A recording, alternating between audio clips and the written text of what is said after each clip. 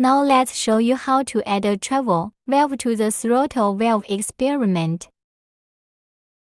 Now wire the throttle valve. Connect the common terminal to the 24-volt lamp. Connect the normally open terminal to the 24-volt inverter box.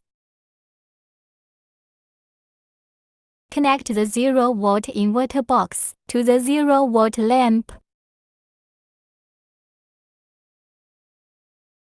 Ventilation.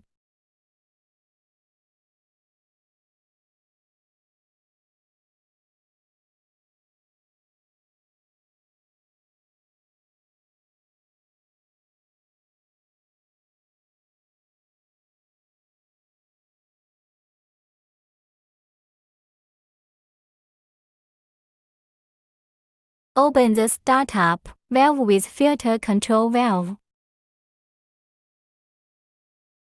Extend the travel switch to trigger the light is on. Retract the travel switch is closed.